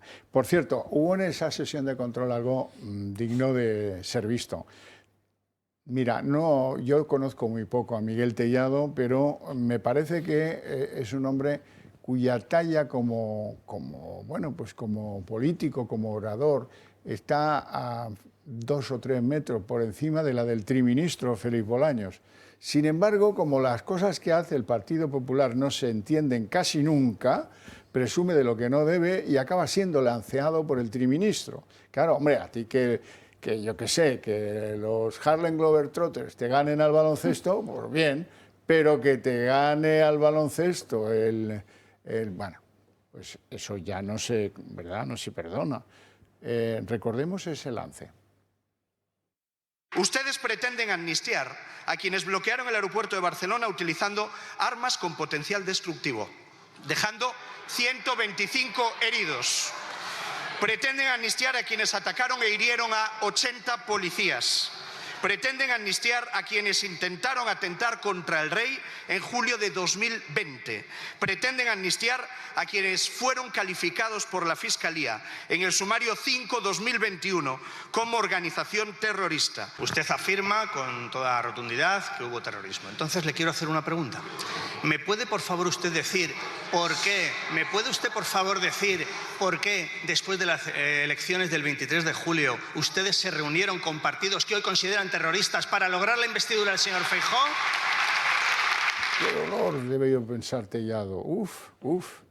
Claro, si hubiera sido un hombre con capacidad dialéctica, mejor dicho, oiga, que no vea a quién mandamos a Barcelona. ¿No es eso una razón de... Si mandamos a quien mandamos es que no queríamos tratos con los que hoy consideramos posibles vinculados de esto de Tsunami Democratic, ¿no? Pero claro, como no, pues ahí se quedó.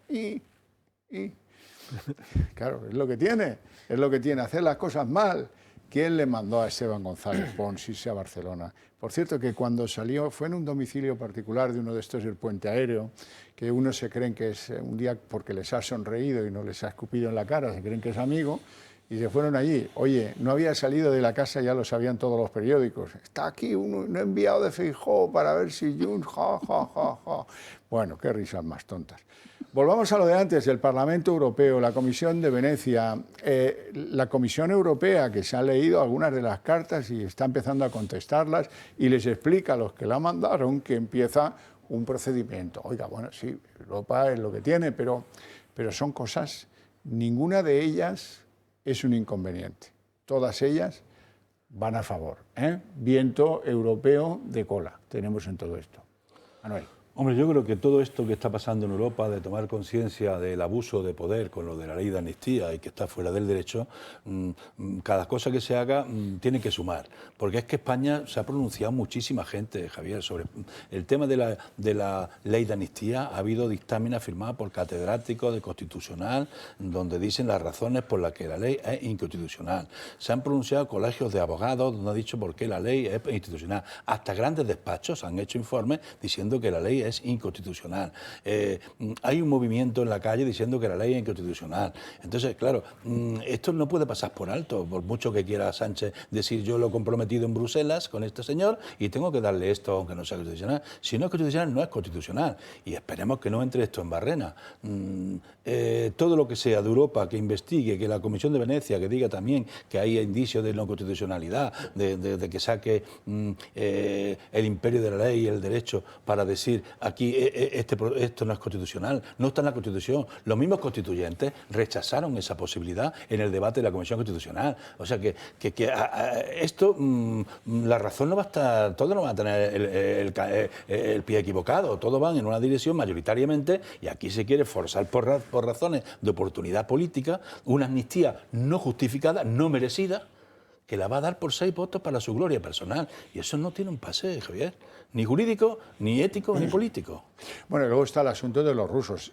Todos nos reíamos cuando empezaron con el rollo de los rusos, pero, oye, han salido muchas cosas. Y yo que conozco a algunos de los que se relaciona la causa del juez Aguirre con Tsunami Democratic, ya os digo que no eran capaces de organizar un sistema para concitar a las masas en la plaza Urquinaona los tíos que aparecen detrás de Tsunami. Eso lo hacía otra mente. No sé si hablaba ruso o no hablaba ruso. Lo que sí han aparecido son contactos de un tío antiguo diplomático reconvertido en espía, conocido, ¿verdad? Que pues en vísperas del referéndum sí que se entrevistó en la casa oficial de residencia del presidente de la Generalitat, en el Palacio de la Generalitat.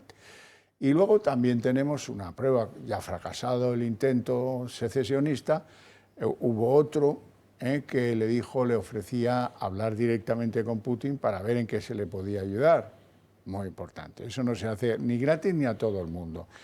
Por cierto, que el contacto, que es un señor al que luego le ha sobrevenido una hemorragia cerebral que se apellida Alay, iba con el ruso por la plaza de Sant Jaume, llamaron al presidente, a Puig, y le dijeron, presidente Puig, que tengo aquí al ruso, tienes que recibirlo. Ahí sobre todo no se te ocurra hablarle de Navalny, que se va a poner como una pantera. Claro, Navalny, el opositor ruso ese, que le hicieron 31 o 32 putadas. Bueno, pues claro, eso no es normal. Esas son grabaciones que tiene la Guardia Civil. Eso no sé. Hay bielorrusos en Gerona, ¿qué hacían los bielorrusos en Gerona? ¿No? Digo yo. Gerona, que había sido la ciudad que catapulta a la política a Carles Puigdemont, precisamente, ¿verdad, Iñaki? Sí.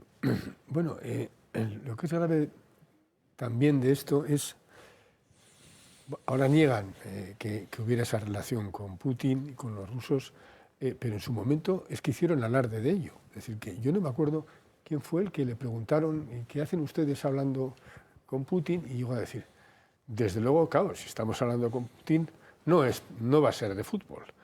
O sea que hicieron alarde, un alarde chulesco, de que se estaban codeando. Con eso, y acuérdate cuando dijeron que Cataluña se iba a financiar por un sistema de criptomonedas, que ahora sabemos que se lo organizaba Putin, según dice. Bueno, dejaron todas las pistas que podían dejar un criminal, claro, pero es que esto indica el grado de impunidad que ellos han sentido que tenían. O sea, pero a ver, es que eso es un disparate. O sea, hablar con Putin para que nos ayude a desestabilizar un país de la Unión Europea.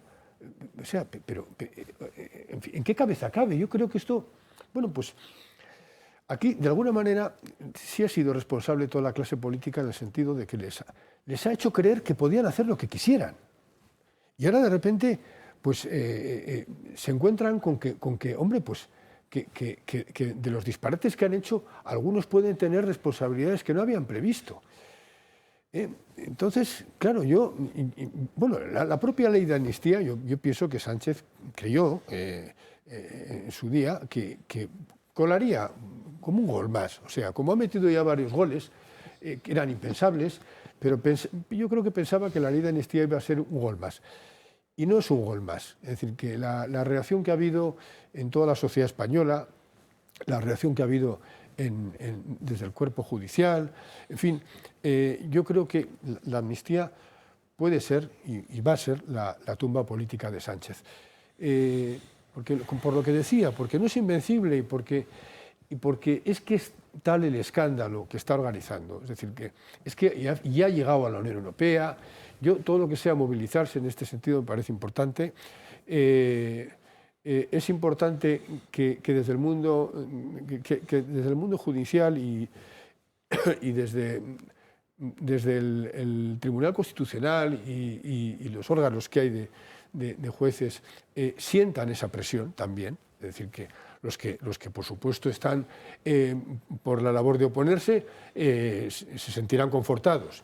Y los que están por la otra labor, por la labor de justificar la ley de amnistía desde el Tribunal Constitucional o desde la Fiscalía, pues también pueden sentir esa presión. Es decir, yo creo que es importante todo lo que se haga, y en todos los campos. Creo que esa movilización es importante y además porque efectivamente no es una cosa más, no va a ser un gol más. Y ya digo, a mí el tema de Putin y el tema de la cuestión de Putin, es que esto tiene que chirriar en la Unión Europea. Es decir, que ya sabemos, no vamos a magnificar. Es decir, que no es que la Unión Europea se vaya a poner a temblar porque Puigdemont haya hablado con Putin. Es decir, que, hombre, creo que tiene sentido la proporcionalidad y del ridículo, ¿no? Que ellos no lo tienen, por cierto. Pero sí es verdad que es una injerencia de una gravedad enorme y que tiene consecuencias, y que lo que sí hay en la Unión Europea y en los demás países de la Unión Europea es, en general, un respeto a principios de la legalidad que desde luego esta gente está vulnerando, porque, ya digo, se ha creído absolutamente impune. Mario. Bueno, por fin sé que Nebulosa, nuestra representante de Eurovisión, es una enviada de la KGB-IQ de Putin a representar a España, para acabar con Sánchez y el resto del país, ¿no? Vamos a ver, desde hace 100 años Cataluña es un taller experimental, desde el punto de vista de cómo bullía el anarquismo, cómo bullían determinados movimientos de izquierda y cómo el nacionalismo fungió con estos movimientos. Porque para Europa, si un territorio tan importante como Cataluña, que representa en torno al 20% del Producto Interior Bruto en España, es capaz de declararse independiente, y hay un presidente central que es capaz de justificar a posteriori, de justificar ex post, lo que pudo hacer ese nacionalismo, Europa tiene un problema. Pero no mirando a España, que a algunos les da igual España, vamos a decirlo claro, sino porque podría ser un paradigma o un ejemplo a seguir por parte de otros territorios de otros países europeos. Por consiguiente, Europa en esto sí que tiene puesto el faro, tiene puesto el foco, y no va a ser un tema intrascendente. Insisto, no por la necesidad de preservar la unidad integral de España como nación, porque ya insisto que hay muchos compañeros de fatigas de la Unión Europea que a España no le debe interesar demasiado, visto incluso lo que hemos visto con las movilizaciones agrarias en España, pero sobre todo para que no se constituya en un ejemplo a seguir por nacionalismos irredentes de otros países europeos. Bueno, eso también, Europa siempre está a medias, ¿eh? Hay algunos que sí, pues lo que tú dices, Francia, Alemania o Italia pueden ser comprensivos con esas tesis que tú expones, pero luego hay otros, como por ejemplo Bélgica, que están en echar más leña a la hoguera. José María. Bueno, yo sí comparto lo que dice Mario, es decir, creo que en Europa la razón principal de oponerse y de no haber en su momento apoyado la secesión separatista catalana fue pensando en que esto podría abrir una vía a otras naciones. No creo que por celo en la defensa de la integridad nacional española, esto no lo creo. En cuanto al asunto de Putin en particular, pues claro, si Putin efectivamente ha tenido una intervención en la política interna española, esto es un ilícito internacional como una casa, el principio de no injerencia, violentado, pero yo tengo ciertas dudas acerca del alcance de la injerencia que haya habido. Porque la injerencia de Putin en este asunto, ¿en qué puede haber consistido? En que ha entregado dinero para financiar de algún modo el movimiento separatista. Pues si hay un euro que se encuentra en las cuentas del Tsunami, eso es penalti y expulsión. Bueno, pues si ha entregado dinero, me parece que va a ser difícil de identificar, porque ya lo habrán hecho de modo que no sea fácilmente localizable. ¿En qué puede haber colaborado? ¿En una campaña de prensa? Pues es posible. Guerra híbrida. Guerra híbrida, sí. Bueno, yo no lo veo esto, no veo que tenga un gran alcance. Esta es mi opinión, pero mi opinión no vale más que sobre la base de una mera impresión porque no tengo gran información sobre esto. Pero sí coincido también con Pino en que todo cuanto se haga va a favorecer a España, todo cuanto se haga, insisto, para poner en la picota al separatismo catalán, en este caso por haber sido apoyado por Putin. Y termino con una observación sobre lo que ha dicho Iñaki Ezquerra acerca de que esto de la ley de amnistía va a ser la tumba de Sánchez, la tumba política de Sánchez. Yo no lo sé. Es cierto que quizá él no había previsto todas las dificultades que iba a suponer tratar de sacar adelante esa iniciativa tan abominable. Esto creo que es así, creo que él está un poco sorprendido por lo que está sucediendo. Ahora bien, yo creo que él ha conseguido el primer logro, que es el principal para él en su pacto con Junts, que es ser investido. Y como ya he dicho alguna vez aquí, en minoría se puede gobernar. Otra cosa es que él, en un momento de abatimiento, a pesar de esa chaladura o esa maldad que lo caracteriza, o chaladura y maldad, no lo sé, sí, sufra un momento de abatimiento ante una situación en la que parece que se le complican mucho las cosas y decida dimitir. Pero yo creo que él tendería a gobernar en minoría si Junts le retirase su apoyo. Pero esto es un pronóstico que vale muy poco. Manuel, yo que reitero que bienvenido todos los movimientos en contra de la ley de amnistía, bienvenidos todos, y contra más pronunciamientos mejor. Lo que sí creo es que el tema que ha surgido spot de la firma del acuerdo, de los delitos de alta traición y de los delitos de terrorismo, que no estaban en la cabeza de los que redactaron aquel documento, esto ha descolocado mucho a las pretensiones tanto, no solo de Sánchez, del Partido Socialista Obrero Español. Detrás de esto hablamos de Sánchez como si fuera una cosa personal de Sánchez. Está sujeto por el Partido Socialista Obrero Español, que lo tiene arrastrado a su liderazgo cesarista, que le aplauden y le aplauden cada vez que habla de esto, como si fuera la solución para Cataluña, engañando a todo el que se lo dice. La solución para pacificar Cataluña, que le han puesto hasta el título de la ley, que es una cosa absolutamente impresentable y una exposición de motivos contando relatos históricos que no se ajustan a la verdad, a la verdad histórica, por lo menos de los historiadores más autorizados. Entonces yo creo que ya hay voces que están diciendo que es muy probable que la ley de amnistía entre en Barrena. Lo están diciendo hasta voces muy cercanas a Puigdemont. Entre ellos creo que su abogado propio ha dicho que esto igual no le va a beneficiar, que igual lo están poniendo en el punto de mira, que hoy que antes no tenía está bien viéndose como una persona de alta traición a lo que representa la Unión Europea, por la injerencia que ha permitido a Putin.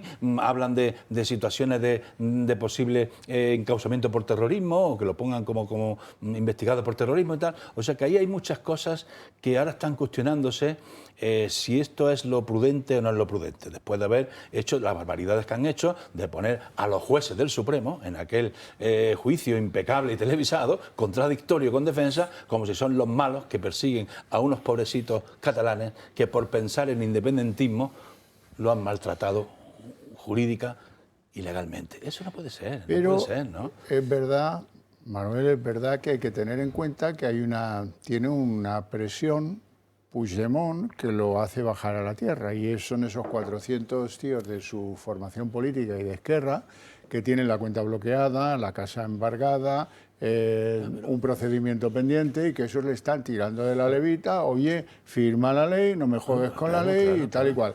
Y así que pasen las elecciones gallegas, no sé por qué, pero todos los analistas políticos dicen que las cosas pasarán después de las elecciones gallegas, unas elecciones en las que el PSOE se juega nada. Sí, pero, no bueno, pero en cualquier caso, podría ser que los de Junts se ablandaran después de, o antes o después de las elecciones gallegas.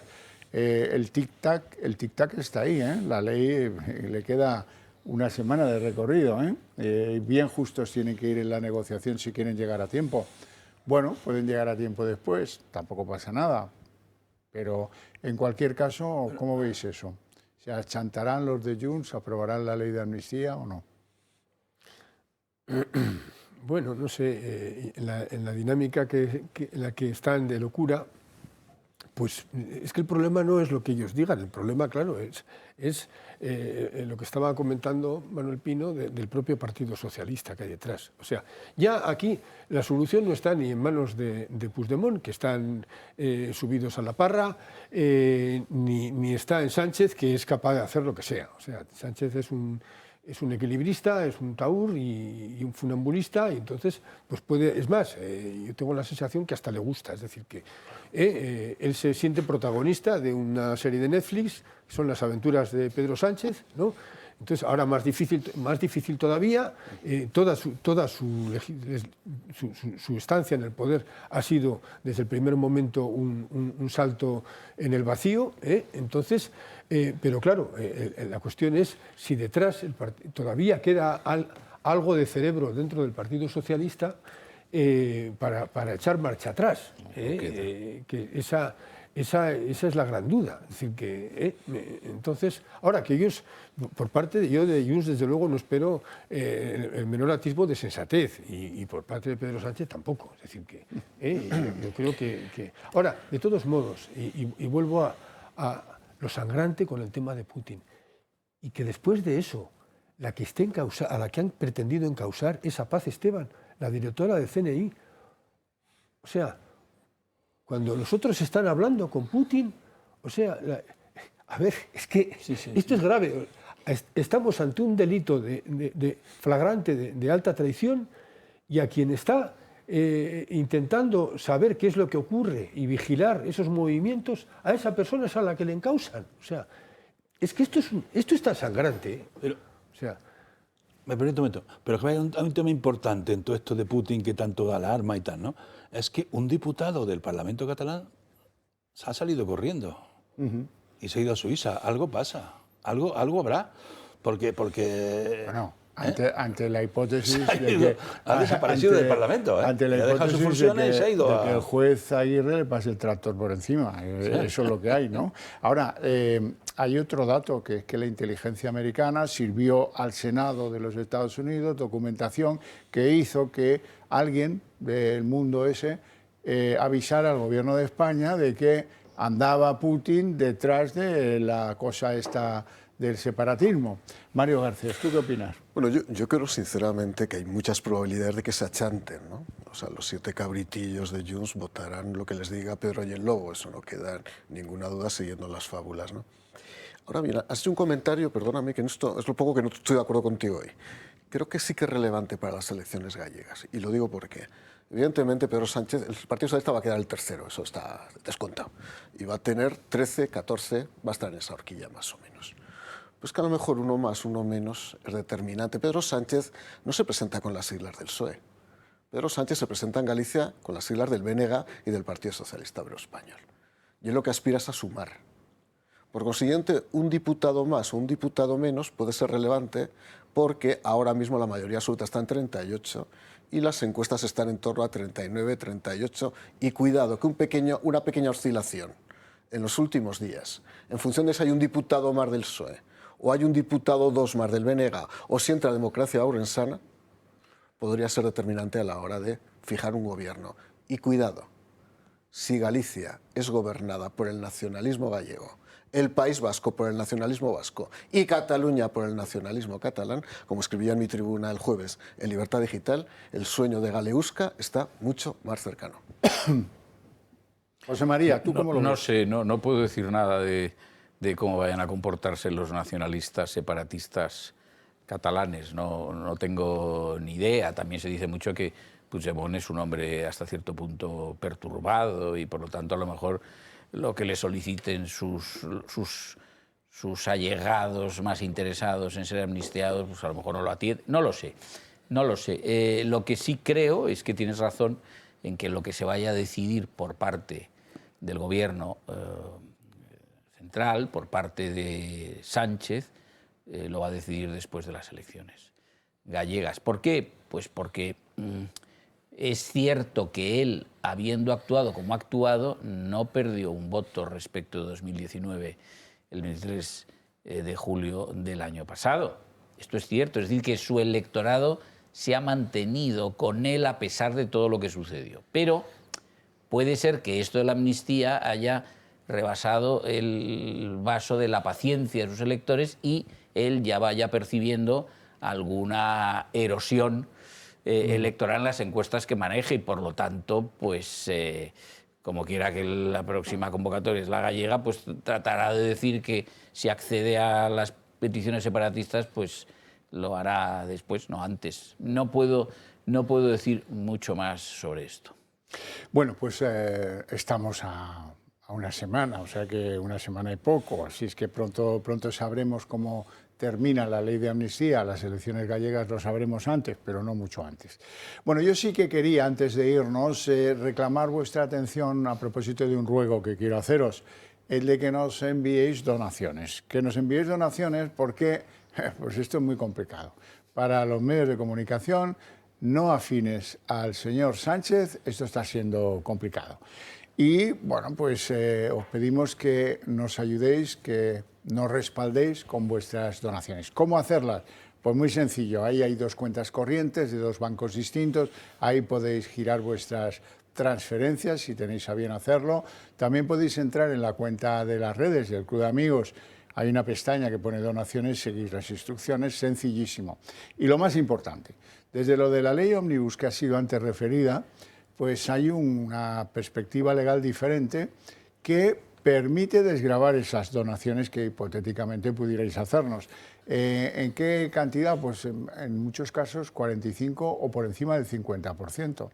¿En qué renta? Pues en la renta del año en el que se realiza la donación, este año, y eso pues se sorteará la declaración, digo que se tiene que hacer. En mayo, ¿no? ¿Verdad? Del 25 y ahí pues habrá que acordarse de colocarlo y ya. O sea que es bastante sencillo y o sea que es bastante novedoso y que si habéis decidido que está en la cadena para vuestra referencia informativa y para vuestra referencia opinativa, pues nos echéis una mano porque además eso es lo que hacen los medios de comunicación que no dependen de en el mundo occidental. Luego están las cosas de Putin y esas cosas, pero no. En el mundo occidental la gente pide a sus terminales que aprecian el trabajo que se hace ahí, que les echen una mano, que los respalden. No tenemos tiempo para más, lo dejamos aquí con un deseo el mejor para todos ustedes, para su fin de semana y nos vemos la semana que viene.